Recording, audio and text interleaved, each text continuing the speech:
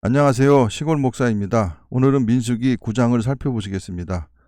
9장은 유월절을 지키지 못한 사람들이 그 다음 달 같은 날에 유월절을 지킬 수 있도록 하신 규례와 이스라엘 백성들이 행진할 때 구름이 안내하는 장면이 묘사됩니다.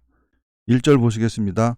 애굽 땅에서 나온 다음에 첫째 달에 여호와께서 시내 광야에서 모세에게 말씀하여 이르시되, 이때가 성막을 세운 직후이며 인구조사를 하기 직전으로 출애굽기 끝부분과 가장 밀접하게 연결된 부분이기에 시내산에서 생활한 1년의 마지막 시기로부터 40년 후 모압 평지에 도착할 때까지의 사건을 다루는 민수기에서 시간상으로 가장 앞선 부분입니다.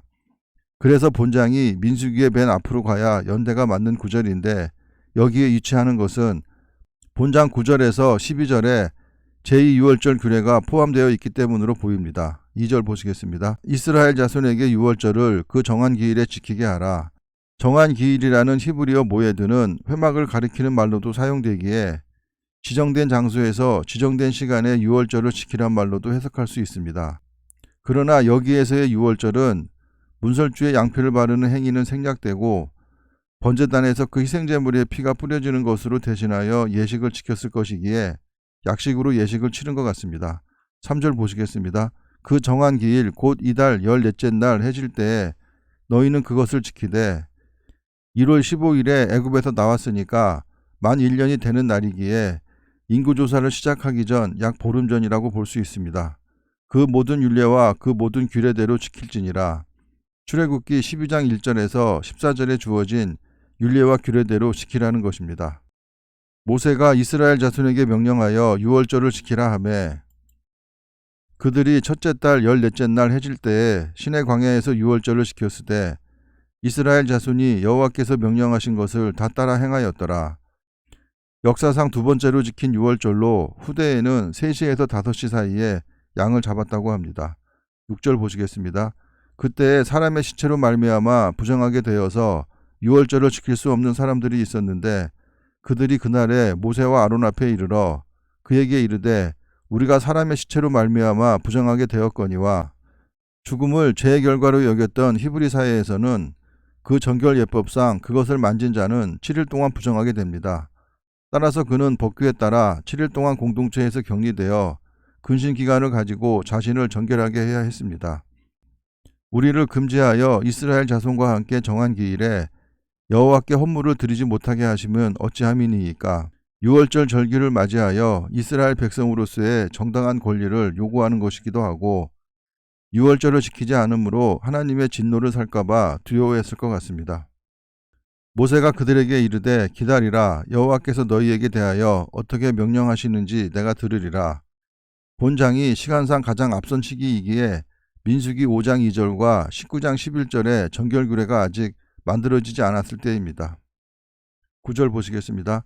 여호와께서 모세에게 말씀하여 이르시되, 이스라엘 자손에게 말하여 이르라. 너희나 너희 후손 중에 시체로 말미암아 부정하게 되든지 원 여행 중에 있다 할지라도 아비벌 14일 유월절이 시작되는 시간에 성소로부터 약 24km 이상 떨어져 있는 상태를 원 여행 중인 것으로 간주하였습니다. 다 여호와 앞에 마땅히 유월절을 지키되, 하나님께서 유월절 참여에 대해 강력히 요구하신 이유는 그날이 하나님의 구원 사역을 기념하는 날일 뿐 아니라 장차 하나님 백성들을 죄에서 구속하실 예수 그리스도의 십자가 사건을 예표하는 날이기 때문입니다. 둘째 달 14째 날 해질 때에 한 달 뒤를 말하는 것입니다. 그것을 지켜서 어린 양은 예수 그리스도를 상징합니다. 무교병과 죄악이 없는 성결한 삶을 상징합니다. 쓴 나무를 애굽 종살이의 고난을 상징합니다. 아울러 먹을 것이요 아침까지 그것을 조금도 남겨두지 말며 남은 음식이 외인과 짐승들에 의해 더럽혀져서는 안 되기에 먹다가 남은 음식물이 있으면 모두 불태워 없애야 했습니다. 그 뼈를 하나도 꺾지 말아서 유월절 어린 양은 장차 십자가 고난을 겪으실 그리스도의 몸을 예표하므로 뼈를 꺾지 말아야 합니다. 유월절 모든 율례대로 지킬 것이니라. 그러나 사람이 정결하기도 하고 여행 중에 있지 아니하면서 유월절을 지키지 아니하는 자는 그 백성 중에서 끊어지리니, 이런 사람은 그 정한 기일에 여호와께 헌물을 드리지 아니하였은즉 그의 죄를 담당할지며, 정한 기일에 여호와께 헌물을 드리지 않는 자는 자신의 죄 문제를 하찮게 여기는 것이나 마찬가지입니다. 14절 보시겠습니다. 만일 타국인은 이스라엘 내에 오랫동안 거주함으로써 그 사회에 동화된 이방인들을 가리킵니다. 너희 중에 거류하여 여호와 앞에 유월절을 지키고자 하면 유월절 율례대로 그 규례를 따라서 행할지니 먼저 할례를 받아야 합니다. 거류민에게나 본토인에게나 그 율례는 동일할 것이니라. 할례를 받은 자는 혈통과 신분을 불문하고 모두 하나님의 거룩한 백성으로서 율법의 의무를 짐과 동시에 그 특권을 누릴 수 있다는 뜻입니다. 15절 보시겠습니다. 성막을 세운 날에 출애굽 제2년 1월 1일을 말하는 것입니다. 구름은 하나님의 동행과 임재의 상징적 표현입니다. 성막, 곧 증거의 성막을 덮었고 증거궤가 성막 안에 있으므로 증거막이라고 불렀습니다. 저녁이 되면 성막 위에 불 모양 같은 것이 나타나서 아침까지 이르렀을 때 불은 여호와의 임재와 통치를 상징하는 것입니다. 항상 그러하여 낮에는 구름이 그것을 덮었고 밤이면 불 모양이 있었는데 이러한 현상은 광야 생활 40년간 줄곧 계속되었습니다. 17절 보시겠습니다.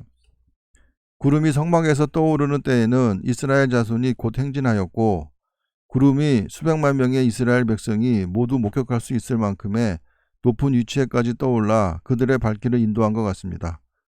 구름이 머무는 곳에 이스라엘 자손이 진을 쳤으니 성막이 쳐질 곳에 구름이 먼저 내려왔습니다. 18절 보시겠습니다. 이스라엘 자손이 여호와의 명령을 따라 행진하였고 여호와의 명령을 따라 진을 쳤으며 구름이 성막 위에 머무는 동안에는 그들이 진영에 머물렀고 구름이 성막 위에 머무는 날이 오랠 때에는 이스라엘 자손이 여호와의 명령을 지켜 행진하지 아니하였으며 혹시 구름이 성막 위에 머무는 날이 적을 때에도 그들이 다만 여호와의 명령을 따라 진영에 머물고 여호와의 명령을 따라 행진하였으며 유아와 노약자, 가축까지 동반한 많은 사람이 장막을 치고 걷는 일은 결코 손쉬운 일이 아니었을 것입니다. 21절 보시겠습니다. 혹시 구름이 저녁부터 아침까지 있다가 아침에 그 구름이 떠오를 때에는 그들이 행진하였고 구름이 밤낮 있다가 떠오르면 곧 행진하였으며 이틀이든지 한 달이든지 1년이든지 구름이 성막 위에 머물러 있을 동안에는 이스라엘 자손이 진영에 머물고 행진하지 아니하다가 떠오르면 행진하였으니 곧 그들이 여호와의 명령을 따라 진을 치며 여호와의 명령을 따라 행진하고 또 모세를 통하여 이르신 여호와의 명령을 따라 여호와의 직임을 지켰더라.